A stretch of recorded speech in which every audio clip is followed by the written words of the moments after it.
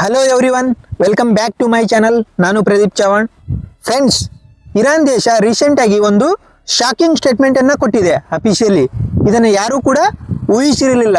Actually suppose Israel Iran ದೇಶದ Tehran ಮೇಲೆ ದಾಳಿ ಮಾಡಿದರೆ ಪಾಕಿಸ್ತಾನ ಇಸ್ರೇಲ್ ಮೇಲೆ ನ್ಯೂಕ್ಲಿಯರ್ ಬಾಂಬನ್ನು ಹಾಕಲಾಗತ್ತೆ, ಪರಮಾಣು ದಾಳಿಯನ್ನು ನಡೆಸತಂತ ಸ್ಟೇಟ್ಮೆಂಟನ್ನು ಕೊಟ್ಟಿದ್ದಾರೆ ಇರಾನಿನ ಕಮಾಂಡರ್ ಮೊಹಸನ್ ರೈಜೆ ಅವರು.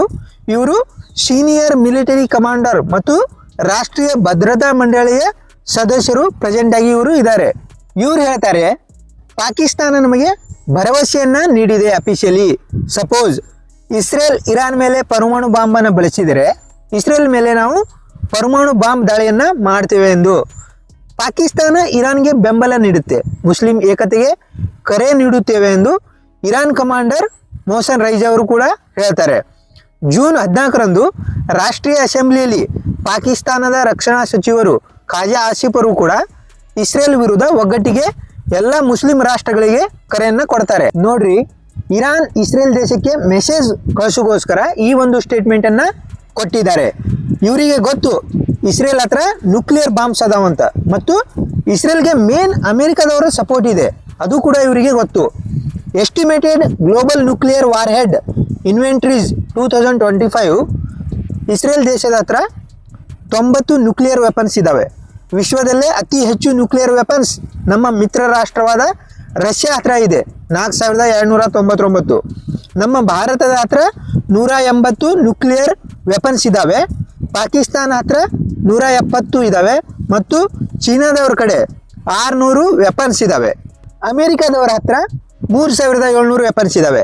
UK ಹತ್ರ 225, ಫ್ರಾನ್ಸ್ ಹತ್ರ 290 ಮತ್ತು ನಾರ್ತ್ ಕೊರಿಯಾ ಹತ್ರ 50 ನ್ಯೂಕ್ಲಿಯರ್ ವೆಪನ್ಸ್ ಇದ್ದಾವೆ.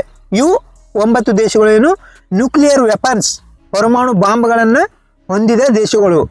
ನೋಡ್ರಿ, ರೀಸೆಂಟಾಗಿ ಪಾಕಿಸ್ತಾನ ಡೈರೆಕ್ಟಾಗಿ ಇರಾನ್ ಕಮಾಂಡರ್ ಸ್ಟೇಟ್ಮೆಂಟನ್ನು ರಿಜೆಕ್ಟ್ ಮಾಡಿಲ್ಲ, ಬಟ್ ಇಸ್ರೇಲ್ ಮೀಡಿಯಾ ಏನು ಕ್ಲೈಮ್ ಮಾಡಿದೆ ಅದನ್ನು ರಿಜೆಕ್ಟ್ ಮಾಡ್ತೀವಂತ ಸ್ಟೇಟ್ಮೆಂಟನ್ನು ಕೊಟ್ಟಿದ್ದಾರೆ. ಇಸ್ರೇಲ್ ಮೀಡಿಯಾ ಕೂಡ ಅದೇ ತೋರಿಸ್ತಿದೆ ಇರಾನ್ ಕಮಾಂಡರ್ ಸ್ಟೇಟ್ಮೆಂಟನ್ನು. ನೋಡ್ರಿ, ಈ ಪಾಕಿಸ್ತಾನ ಅಮೇರಿಕಾದ ಪಪ್ಪೆಟ್ ಗೋರ್ಮೆಂಟ್ ಐತಿ ಇದು. ನೋಡ್ರಿ, ಅಮೇರಿಕಾ ಮನಸ್ಸು ಮಾಡಿದರೆ ಇವರನ್ನು ಒಂದು ಸೆಕೆಂಡಲ್ಲಿ ಡಿಸ್ಟ್ರಾಯ್ ಮಾಡ್ಬೋದು. ಪಾಕಿಸ್ತಾನದ PM ಜನರಲ್ ಮತ್ತು ಇವರ ಇತರೆ ಬ್ಯಾಂಕ್ ಅಕೌಂಟನ್ನು ಫ್ರೀಜ್ ಮಾಡ್ಬೋದು. ಪಾಕಿಸ್ತಾನದ ಮೇಲೆ ಸ್ಯಾಂಕ್ಷನನ್ನು ಕೂಡ ಹಾಕ್ಬೋದು.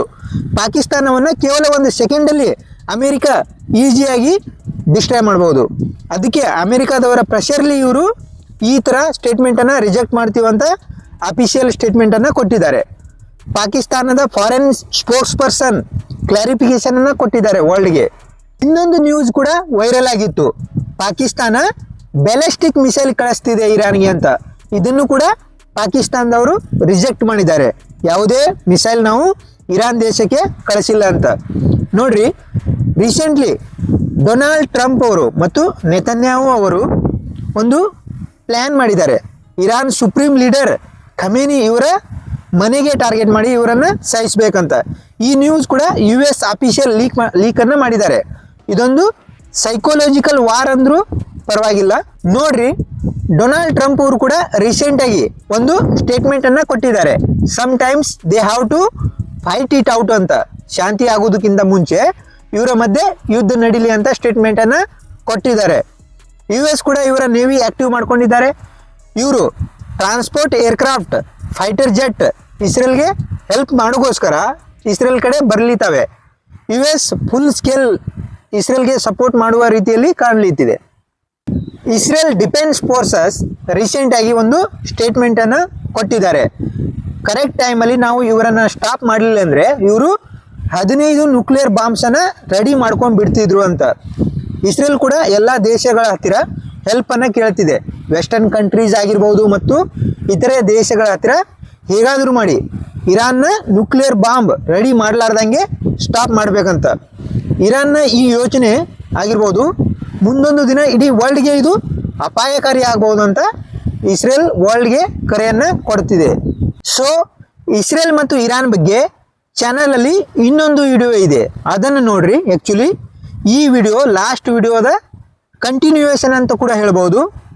ನಾನು ಇದೇ ರೀತಿ ಅಪ್ಡೇಟೆಡ್ ವಿಡಿಯೋಸ್ ನಿಮಗೋಸ್ಕರ ತರ್ತಾ ಇರ್ತೀನಿ. ನೀವು ಚಾನಲನ್ನು ಸಬ್ಸ್ಕ್ರೈಬ್ ಮಾಡಿಲ್ಲ ಅಂದರೆ ಕೂಡಲೇ ಸಬ್ಸ್ಕ್ರೈಬ್ ಮಾಡಿರಿ.